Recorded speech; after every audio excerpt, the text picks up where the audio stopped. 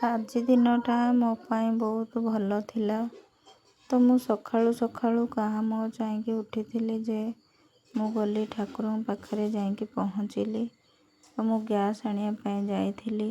ସେ ସାଇଡ଼୍ରେ ମନ୍ଦିର ଅଛି, TLC ପାଖରେ ତାରକେଶ୍ୱର ମନ୍ଦିର, ଶିବ ମନ୍ଦିର ଅଛି। ମୁଁ ଗଲି ସେଠେଇକି, ମୋତେ ବହୁତ ଶାନ୍ତି ଲାଗିଲା। ମୁଁ ସେଠେଇ ଚାରିପଟେ ବୁଲିଲି, ମୋତେ ବହୁତ ଭଲ ଲାଗିଲା। ମଉସା ଜଣେ ବୁଲୁଥିଲେ, ସେଠି ଠାକୁରଙ୍କୁ ଦର୍ଶନ କରିବାକୁ ଯାଇଥିଲେ, ମୁଣ୍ଡିଆ ମାରିବାକୁ ଯାଇଥିଲେ। ମନ୍ଦିର ବି ଫାଙ୍କା ଥିଲା, ବେଶୀ ଗହଳି ନଥିଲା। ତ ମୁଁ ଶାନ୍ତିରେ ଠାକୁର ଦର୍ଶନ କଲି, ମୁଣ୍ଡିଆ ମାରିଲି। ତାପରେ ମୁଁ ଠାକୁରଙ୍କର ଟିକେ ଭିଡ଼ିଓ କଲି। ମାଉସୀ ଜଣେ ବି ପୂଜା କରୁଥିଲେ। ମୋତେ ଦେଖିକି ବହୁତ ଭଲ ଲାଗିଲା, ଆତ୍ମା ଶାନ୍ତି ହେଇଗଲା। ସାଙ୍ଗମାନେ ଦେଖନ୍ତୁ, ମୁଁ ପାଖରୁ ଦେଖଉଛି ଠାକୁରଙ୍କୁ, ଚାରିଆଡ଼େ ବୁଲେଇକି ବି ଦେଖେଇ ଦଉଛି।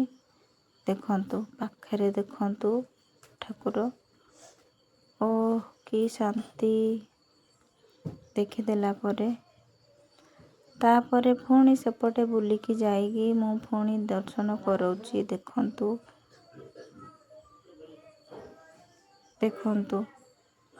ମା ବସିଛନ୍ତି ଏପଟେ।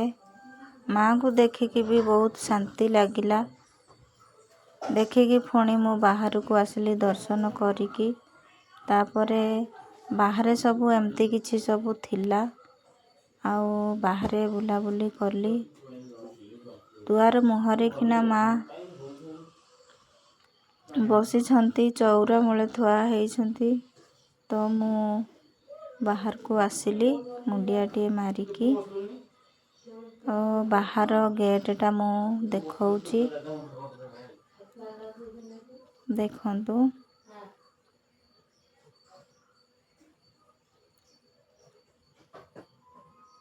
ଦେଖନ୍ତୁ ସାଙ୍ଗମାନେ, ଇଏ ହେଉଛି ଗେଟ୍। ଦେଖନ୍ତୁ,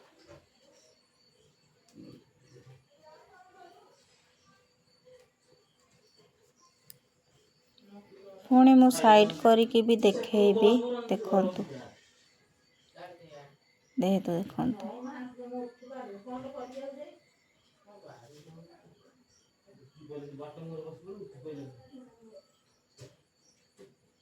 ତ ସାଙ୍ଗମାନେ ସବୁ ଦେଖିକି ମୁଁ ଆସୁଥାଏ, କିନ୍ତୁ ମୋର ନଜରଟା କେବଳ ମନ୍ଦିର ଉପରେ ଥାଏ। ତଥାପି ମୋର ଉପରକୁ ଦେଖିବା ପାଇଁ ମୋର ଉଚ୍ଚତା ପାଉନଥାଏ। ତଥାପି ମୁଁ ଦେଖିବା ପାଇଁ ଚେଷ୍ଟା କରୁଥାଏ। ତାପରେ ଏତିକିରୁ ମୋର ଶେଷ ହେଲା। ତ ସାଙ୍ଗମାନେ ରହିଲି, ଜୟ ଜଗନ୍ନାଥ।